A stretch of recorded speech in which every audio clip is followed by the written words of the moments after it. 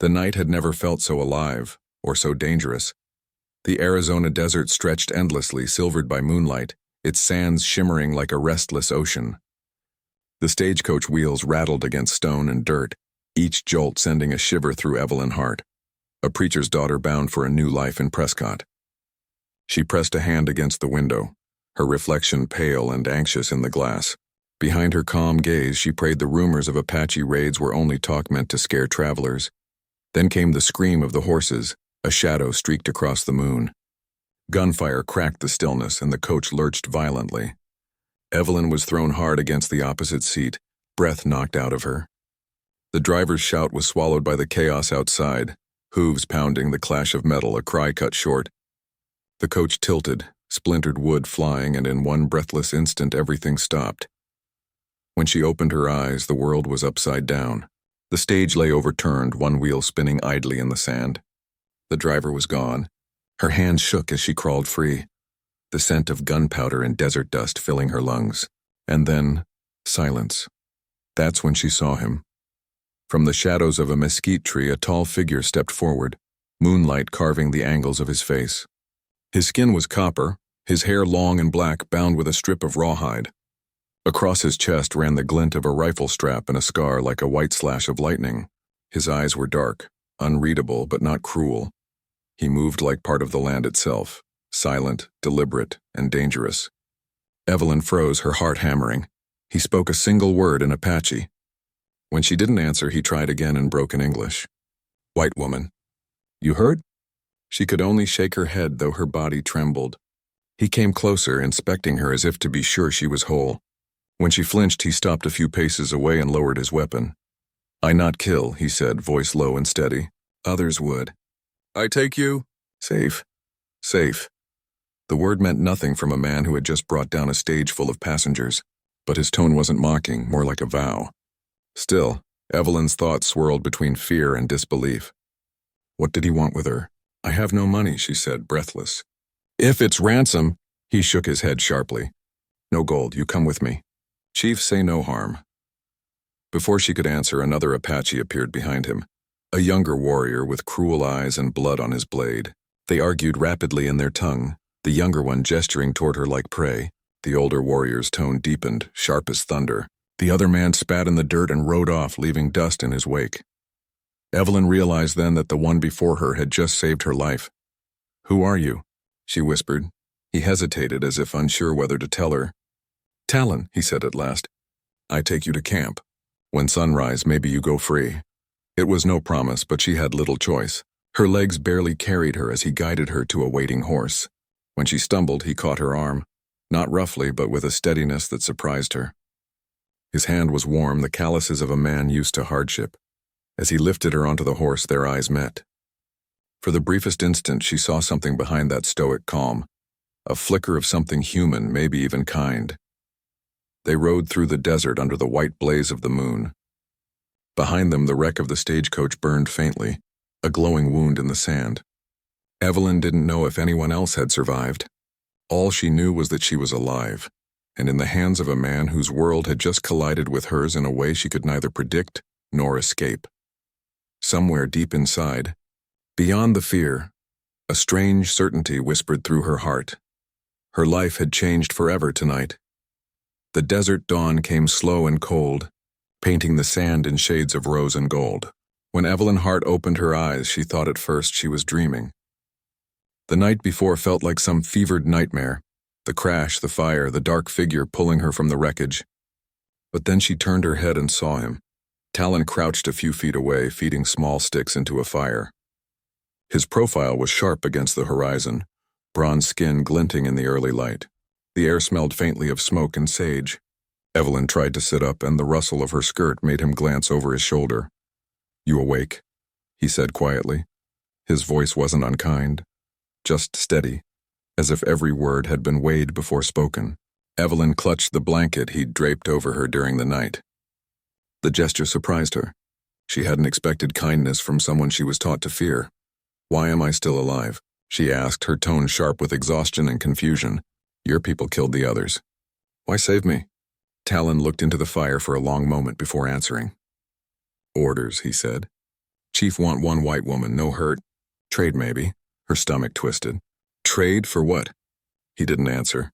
Instead, he rose and started packing his things, silent, methodical, efficient. Evelyn realized then how different he was from the young warrior who'd wanted her dead. There was restraint in him, a discipline that made him feel almost civilized. When he untied a horse from a nearby mesquite tree, he motioned for her to mount. She hesitated. What if I refuse? Talon met her gaze, dark eyes calm but unreadable. Then you walk. And sun will kill you before we find shade. His tone wasn't a threat, it was a simple fact. And so, with trembling hands, Evelyn climbed into the saddle. He swung up behind her, his presence solid and close. The horse started forward, its hooves kicking up small clouds of dust that hung in the still morning air. For hours they rode without speaking. The desert unfolded endlessly around them. Cactus and rock, shimmering heat, the cry of hawks overhead. Evelyn's thoughts swirled between terror and curiosity. She could feel the quiet power in the man behind her. The way he moved with the rhythm of the land. The way he seemed to belong here. When the sun reached its cruelest height, he slowed the horse and guided it toward a cluster of boulders, where a thin stream of water trickled between stones. He dismounted first, then offered his hand to help her down. She ignored it, slipping awkwardly from the saddle. Her pride, though fragile, still lived. He didn't insist. Instead, he handed her a canteen and gestured for her to drink. She hesitated only a moment before taking a cautious sip. The water was warm but clean. Thank you, she murmured, almost against her will. Talon nodded once and sat a short distance away, carving small marks into a piece of wood with his knife. He didn't watch her, didn't speak, didn't demand. His silence unnerved her. It wasn't the silence of anger, but of someone used to listening instead of talking. Finally, she asked, "Do you hate all white people?" He paused, blade hovering over the wood. Then he said, "I hate what they do, but not all." His answer surprised her. "Then why help your chief? Why keep me prisoner?" His eyes met hers, steady and sad. "I keep you alive. That is all I promise." She wanted to argue but couldn't. There was something in his tone, a weary honesty that silenced her. For the first time since the ambush, she felt the faintest flicker of safety. As twilight began to fall, they set up camp again near a ridge that overlooked a dry riverbed. The sky bled into shades of violet and crimson. Evelyn watched the firelight dance across Talon's face and wondered who he really was. A captor, yes, but there was something else, something wounded and proud. He looked up once and caught her staring. Neither spoke, but in that moment a strange understanding passed between them. A quiet truce sealed not with words, but with shared solitude beneath the vast, indifferent stars. And though she didn't yet know why, Evelyn realized she no longer feared him. By the third day, the desert had turned cruel. The sun blazed overhead like a living thing, burning through fabric and flesh alike. Evelyn Hart could barely lift her head, her bonnet long discarded, her lips cracked and dry. Talon rode beside her, silent as ever, his eyes scanning the horizon. The land stretched in every direction. Endless dunes, thorny shrubs, the shimmer of heat rising off the sand like a ghostly sea.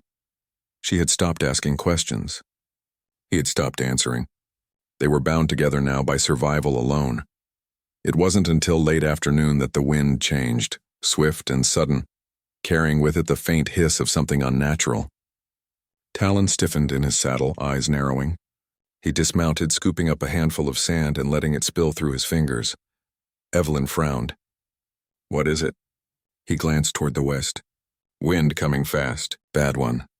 Within moments she saw it too, the distant wall of dust rising against the horizon, a rolling brown fury swallowing the light. Her heart lurched. "A sandstorm?" she breathed. Talon nodded sharply. "We ride now." The words were enough. He grabbed her reins, spurred his horse forward, and they took off across the plain. The air grew thick, the wind howling like a beast. Sand lashed against Evelyn's face, cutting her skin. She could barely see. Each breath burned like fire. Somewhere beside her, Talon shouted, but the storm swallowed his voice. Then his hand found hers, strong, steady, and pulled. She followed blindly, trusting him because she had no choice. The world turned to chaos, grit, thunder, and choking air. Just when she thought her lungs would give out, he yanked her from the saddle. They stumbled together into darkness. It took her a few moments to realize the air had changed. The wind still screamed outside, but here it was muffled. She coughed, blinking away tears and dust. The faint flicker of light revealed stone walls and a narrow opening. Some kind of cave, carved deep into the side of a rocky ridge. Talon dropped the reins and turned back toward the storm's mouth, pushing large stones and brush against the entrance until only a slit of light remained. When he finally looked at her, his face was streaked with sand and sweat, eyes burning with intensity. "You breathe?" he asked, almost breathless himself. She nodded, voice trembling. "I think so." He gave a curt nod and sank to the ground, pulling a small pouch from his belt. From it, he poured water into his hand and offered it to her first. Evelyn hesitated, then accepted, the coolness reviving her. For a long while, neither spoke. The storm howled outside, the world reduced to a dull roar. Inside the cave, the air felt close, the only sounds their uneven breaths and the whisper of shifting sand. Evelyn's eyes adjusted slowly to the dimness. She could see the exhaustion in him, the tension in his shoulders, the weariness that even pride couldn't hide. Without thinking, she reached into her satchel and tore a piece from her petticoat, dampening it with a few drops of water. "Hold still," she said softly. "Your cheek, it's bleeding." He didn't move, didn't protest, just watched her as she dabbed at the small cut. Her hand trembled as her fingers brushed his skin. It was the first time she had touched him willingly. Their eyes met. For a moment, the storm seemed to disappear. There was only the flicker of breath between them, the strange pull of two people who should have been enemies but weren't. Evelyn's heart thudded wildly, and she looked away, flustered. "Thank you," she murmured, "for saving me again." Talon's gaze lingered on her face, unreadable. "Storm not done yet," he said at last. "Rest. You need strength." She nodded and curled up near the wall, exhaustion finally claiming her. He stayed by the entrance, watching the shadows shift. When her breathing softened into sleep, he looked at her again, this pale, stubborn woman who had defied fear and fire alike.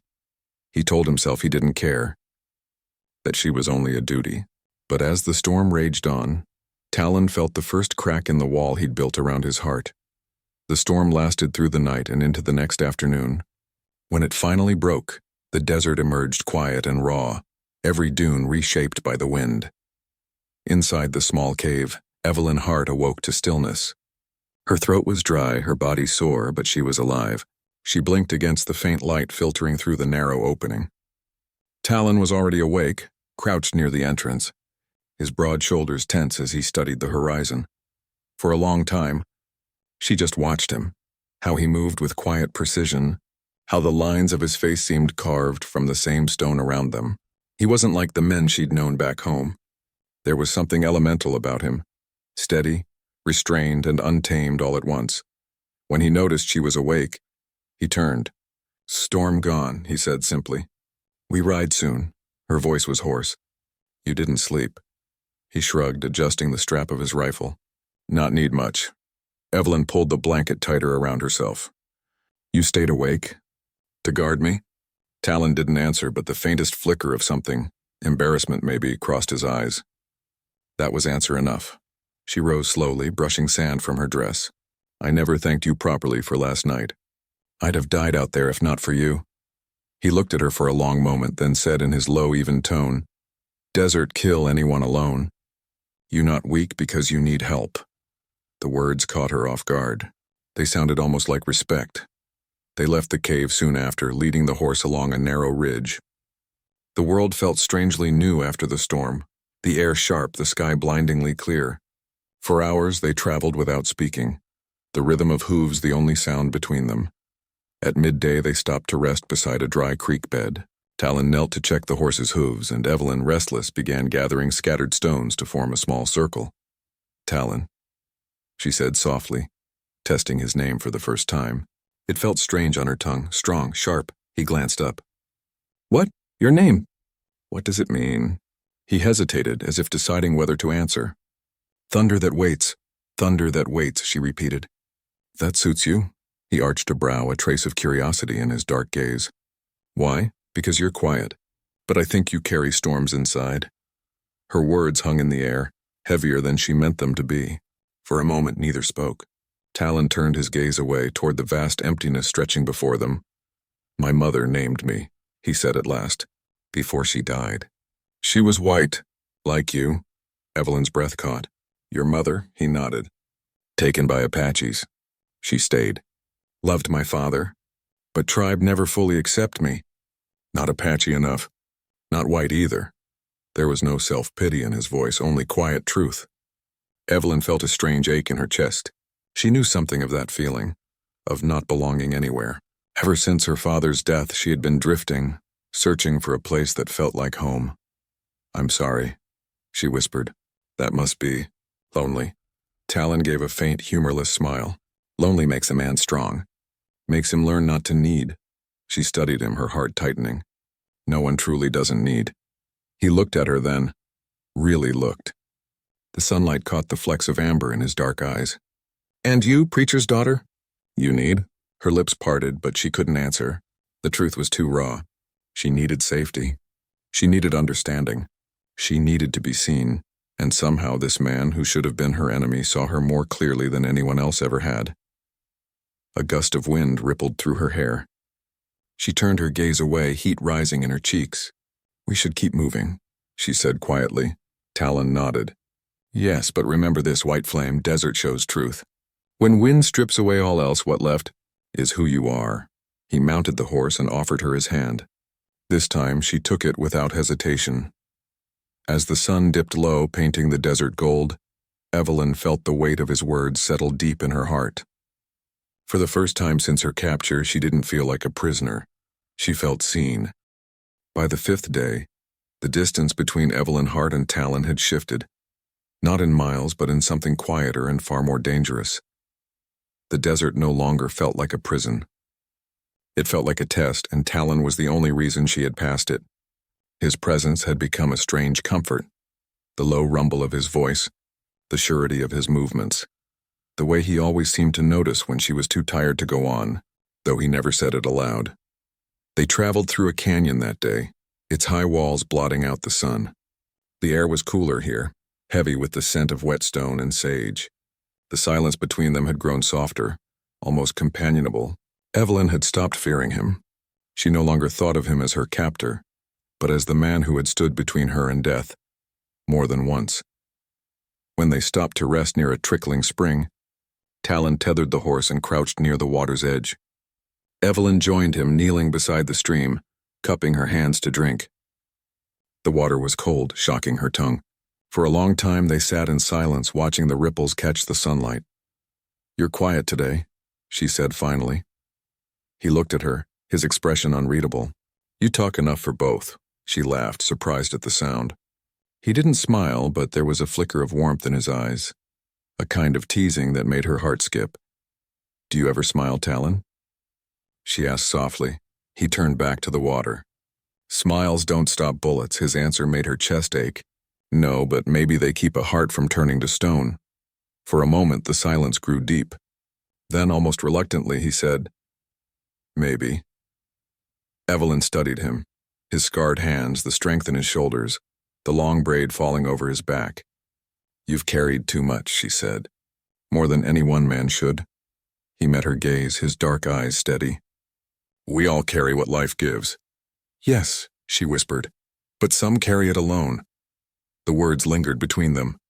Then, before she could stop herself, she reached out and touched the scar across his chest, the one she'd glimpsed before when the wind had pulled open his shirt. Her fingers brushed the rough skin lightly. "What happened?" He didn't move away. "Cavalry," he said simply. "Long time ago." "And you still help them," she said, her voice barely above a whisper. "Help the army track your own people?" Talon's jaw tightened. "I help no one," he said. "I keep balance. Save lives where I can. Lose others. That is my path." Evelyn dropped her hand, guilt flooding her chest. "I'm sorry."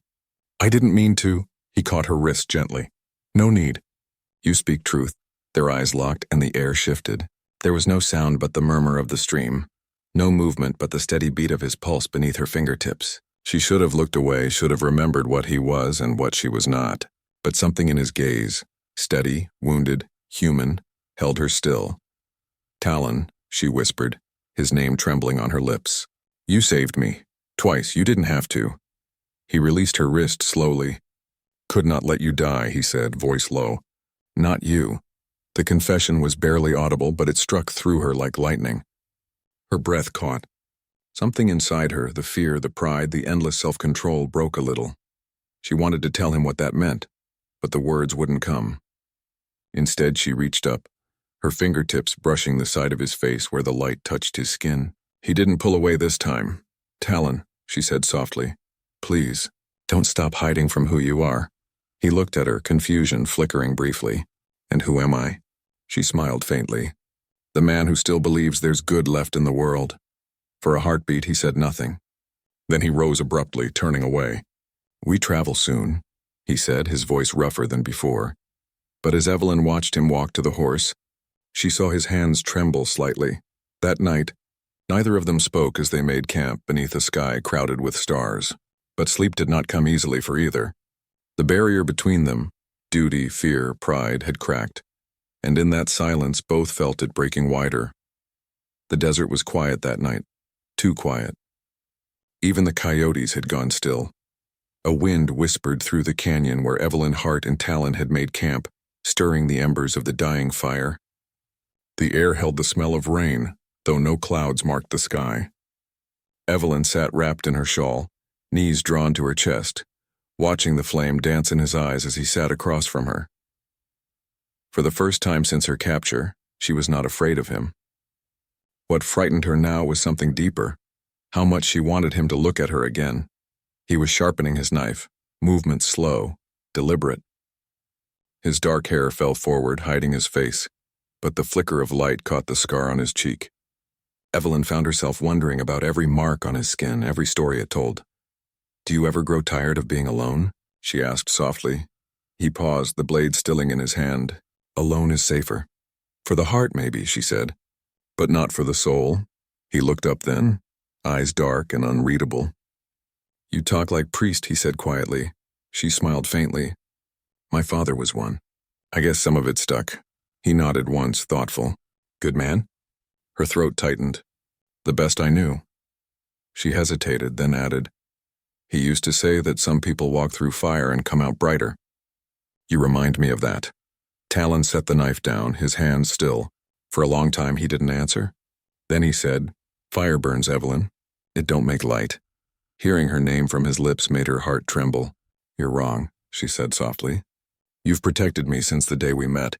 You've done nothing but keep me alive. That's light, Talon, whether you see it or not."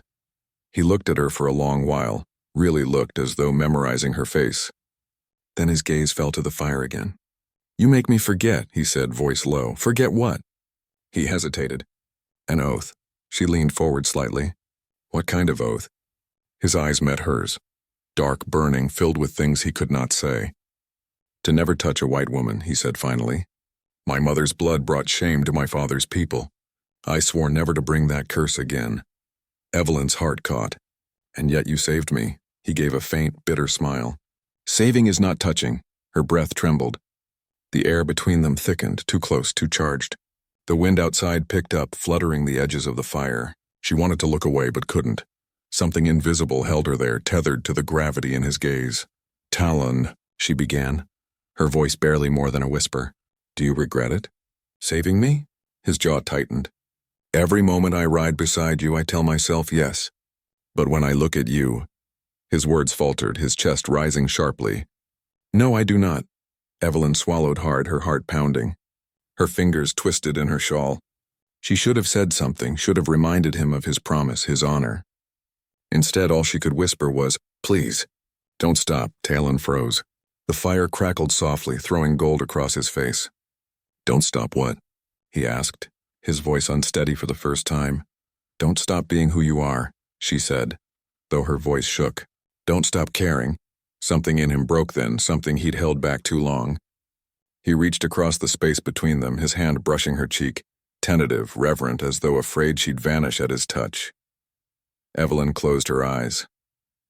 Her breath caught, not from fear but from the quiet wonder of it, the tenderness of a man who'd lived his life among shadows, now daring to step into the light. When his fingers left her skin, she felt the absence like a wound. He rose abruptly, turning away toward the darkness. "We leave at dawn," he said, his voice hoarse. But Evelyn knew what had passed between them could not be taken back. He had broken his oath that night, not with passion but with feeling, with truth. and she knew that in breaking it he had also set something free. Neither of them slept. Outside, thunder rolled far away across the desert, echoing the storm that neither could name. Dawn crept quietly over the canyon, spilling light across the sand like a confession. Evelyn Hart sat awake long before the sun rose, her shawl drawn tight around her shoulders, the fading fire at her feet. The night still lingered in her mind, the look in Talon's eyes, the way his touch had felt both forbidden and inevitable. He hadn't spoken another word after he'd turned away, and she hadn't dared to. Now, in the pale wash of morning, he was already saddling the horse, movements tense, deliberate, avoiding her gaze. The silence between them was heavier than any chain. Evelyn rose, brushing sand from her skirt. "You haven't said a word since last night," she murmured. Talon didn't answer. He tightened the leather straps, his jaw locked. "Did I do something wrong?" she asked, the words fragile, uncertain. He turned then, eyes shadowed by the brim of his hair. "You did nothing," he said quietly. "I did," she frowned. "You saved my life. You've done nothing but protect me." He shook his head slowly. "You don't understand, White Flame. I broke a promise I swore to my father's spirit. I touched what I should not have touched." Evelyn's heart clenched. "You didn't do anything dishonorable," she said, her voice trembling. "You showed kindness. You've done nothing to be ashamed of." Talon's voice grew rougher, lower. "Kindness is not what I felt. You make me forget the laws of my people, the laws that keep me alive." His confession stole her breath. She took a small step forward. "And what if forgetting is the only way to live?" He looked away sharply, as though her words had struck too close. The morning wind tugged at his braid, carrying the faint scent of rain and earth. For a long moment neither spoke. Then he said quietly, "When the sun rises high, we reach the mountain pass. Beyond that is my people's land. They will see you. They will know." "Know what?" she whispered. "That I've changed," he said. "That I've broken my word." "They will not forgive that," Evelyn's heart pounded. "Then don't take me there. We can find another way, back to the soldiers or the next town. You don't owe your chief anything." He looked at her, and something unreadable flickered in his eyes. Pain, pride, fear. "You don't understand. I owe him my life. He took me in when others wanted me dead. But he'll kill you if he thinks you've betrayed him." He turned away, his expression unreadable. "Then I'll die standing." The words sent a shiver through her. She couldn't bear the thought of him meeting that fate because of her. Not after everything he'd done. Without thinking, she reached for his hand. "Talon, I can't let you do that." He froze at her touch. For a moment, neither moved. Then slowly, he withdrew his hand, his voice hoarse. "You have no choice. I will take you to safety. Then I will face what waits." Tears stung her eyes, but she blinked them back. "You call me White Flame," she said softly. "You say I don't give up easily. So don't ask me to give up on you now." He said nothing, but his shoulders stiffened. She could see the battle inside him, the war between duty and something far deeper. When they finally mounted and began riding, the morning sun rose behind them, long shadows stretching across the sand. Evelyn sat in front of him, her back against his chest, the steady rhythm of his heartbeat beneath her. They rode in silence, but every breath between them carried what words could not. The bond they shared had become too deep to deny, too dangerous to keep. As the canyon widened and the first glint of distant smoke marked an Apache camp beyond the ridge, Evelyn's heart sank.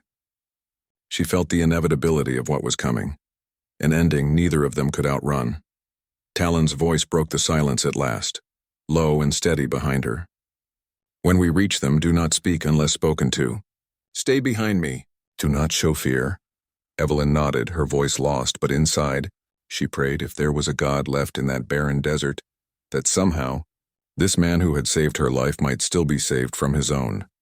The Apache camp lay beyond the ridge, its smoke rising in thin spirals against the pale sky. Drums echoed faintly through the wind, slow, deliberate, and heavy with warning. Evelyn could feel Talon's tension in the way his arms tightened around her as they rode closer. Every muscle in his body was alert, every glance scanning the horizon. The closer they came, the more her fear grew, not for herself, but for him. When they finally reached the plateau, 2 Apache warriors appeared on horseback, blocking the path. Both carried spears. Their faces were hard and expressionless. Talon slowed the horse, raising one hand in peace. "I bring no war," he said in his native tongue. The older of the two warriors studied him for a long moment before replying sharply. Evelyn didn't understand the words, but she recognized the tone. Accusation, disbelief. Talon dismounted slowly, helping Evelyn down without looking at her. He said something else in Apache, voice calm but firm. The second warrior pointed at her, then at him, eyes narrowing with suspicion. The older warrior barked an order, and one of them rode off toward the camp. Talon looked back at Evelyn. "Do not move," he whispered. "No matter what happens." She nodded, though her throat was dry. Minutes passed like hours. The wind picked up dust and carried it through the silence until more riders appeared. 5 this time. They formed a half-circle around Talon and Evelyn. At their center rode a tall, commanding man, his face painted in ash and ochre, his eyes like flint. Evelyn knew without being told. This was the chief. Talon stepped forward and bowed his head. "Father," the word caught Evelyn by surprise. "Father?" So this was the man who had raised him, the one Talon said he owed his life to. The chief dismounted slowly, never breaking his gaze. "You were gone many moons," he said in English thick with accent. "I was told the soldiers took you. Yet here you stand, with her." His eyes flicked toward Evelyn, burning with contempt. A white woman. Talon's jaw tensed. She was wounded. "I saved her," the chief's expression hardened. "You brought her here. You brought danger here." "She is no danger," Talon insisted. "She is under my protection." The chief's voice turned cold. "Your protection means nothing when your blood betrays your people," the crowd murmured. Evelyn could see the distrust in their eyes, the hatred for what she represented. An outsider, a reminder of pain and conquest. "She will go," Talon said quickly. "I will take her back beyond the canyon." The chief shook his head. "No, she stays until I decide." Evelyn's heart raced. She tried to step forward, but Talon's hand shot out, stopping her. His eyes pleaded, "Don't." Then the chief looked directly at her. "Do you know who he is?" he asked in slow English. Evelyn swallowed. "He saved my life," the chief sneered. "He is half white?" "His mother was one of yours. Because of that, our enemies never trusted him. Because of that, he fights twice as hard to prove he is one of us. And now?" He gestured between them. "He throws that away for you." Evelyn's voice trembled. "If you must blame someone, blame me. I never meant for any of this to happen." The chief's eyes turned to Talon again. "You broke the law. You shared your fire with her. You know the punishment." Talon straightened. "Then take it from me, not her." The words hung in the air like thunder. The chief's men seized him before Evelyn could react. She screamed his name, but one warrior held her back, gripping her arm roughly. "Talon!" He looked over his shoulder, eyes steady, despite the ropes binding his wrists. "Do not fear," he said. "I will find you again." The chief gave a signal, and they dragged Talon toward the heart of the camp. Evelyn struggled, begging them to stop, but no one listened. As she fell to her knees in the dust, watching him disappear beyond the tents, one thought filled her mind. If she didn't act soon, Talon would be dead by sunset, and this time she wouldn't let him face it alone. The Apache camp roared with restless energy as the sun fell. Fires burned in circles, shadows flickering against hides and painted faces. The tribe gathered in the open space at the center, their voices low, their eyes hungry for justice. Evelyn sat bound near one of the tents, guarded by 2 warriors. Every time she tried to speak, they silenced her with a sharp gesture. Her wrists ached, but the pain in her chest was worse. Talon was somewhere among them, alone, about to face whatever punishment his people called justice. A shout rose from the center of the camp. The crowd parted. Talon was brought forward, bare-chested, his wrists tied before him, his proud posture defiant even under the harsh torchlight. He didn't look broken, not yet, but his face was pale, and the gash on his shoulder from his earlier fight had reopened. The chief stood before the fire, his expression unreadable. "My son," he said in Apache, his voice echoing across the gathering. "You have returned from the white man's world with shame on your spirit. You took a woman who is not of our blood. You defied the sacred law." The murmurs rose. Evelyn didn't understand the words, but the tone was unmistakable. Condemnation. She strained against the ropes, desperate to move, to reach him, but the guards held her fast. Talon's voice came strong and steady. "I saved her life. I did what was right." The chief's jaw tightened. You saved her body, and in doing so you lost your soul. The crowd murmured in agreement. The chief lifted a burning branch from the fire. You will face the trial of fire as those who break the old laws must. Evelyn's heart dropped. No, she cried, the sound tearing from her throat. You can't do this! He saved me. The chief turned toward her, eyes cold. The fire cleanses all things. If he survives, the spirits will speak for him. If not, his soul will burn away its shame. Talon didn't flinch. He met his father's gaze squarely. Then let it be so. Two warriors stepped forward, drawing a ring of firewood around the central post. They forced Talon to his knees, tying him there. Flames licked up from the torches as the fire grew higher, sparks crackling in the dry wind. Evelyn struggled wildly against her ropes. Stop it, please. You're killing him for saving me. But her words were lost in the chanting that had begun, a rhythmic beat of drums and voices rising with the fire. Talon's head bowed, his eyes half closed. He didn't struggle. His lips moved soundlessly, perhaps in prayer, perhaps in farewell. Something inside Evelyn snapped. She couldn't sit by and watch him die. She yanked against the bindings with every ounce of strength she had. The rope cut into her wrists, but finally, miraculously, it gave way. The guards were too distracted by the ceremony to notice her slipping free. She crawled along the shadows of the tents, her heart hammering so loudly she thought they'd hear it. Then, when the crowd's attention turned toward the fire, she broke into a run. A warrior saw her and shouted, but she didn't stop. Talon, she screamed. He lifted his head just as she reached the fire's edge. The heat seared her skin, but she threw herself forward, grabbing a fallen spear and using it to shove the burning wood aside.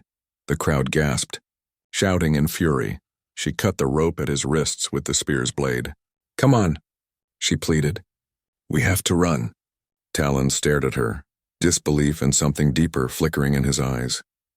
Then he seized her hand and rose.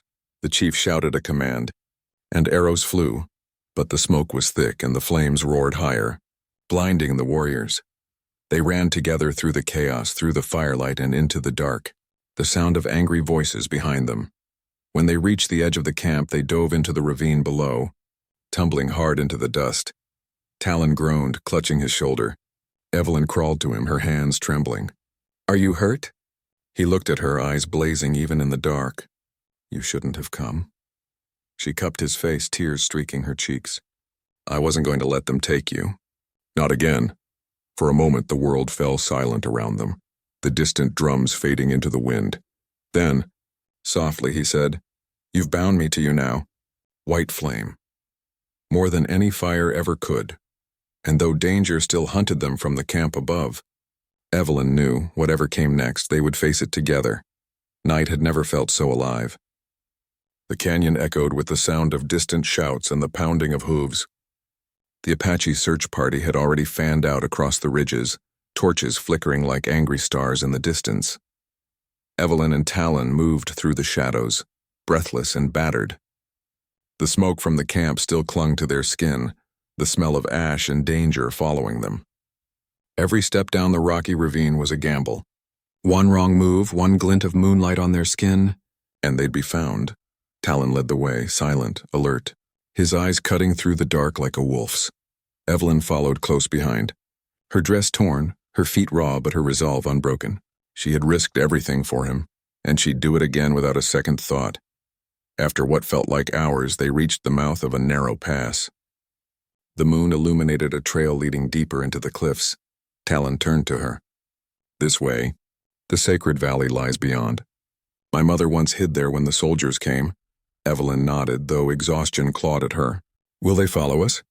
He glanced back toward the distant glow of fire.